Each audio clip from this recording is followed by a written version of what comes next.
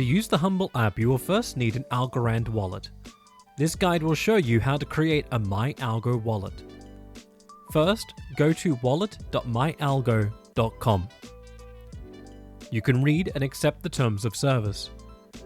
Then enter a password you wish to use for the account. Today we are looking to make a new account. So click the top middle option to generate a new account. You will now be given a mnemonic phrase, which is the key to your account. It is an order-specific 25-word key that you need to save somewhere safe. Use your key to pass the verification. Match the word to the correct order. With the verification complete, you can now name your account.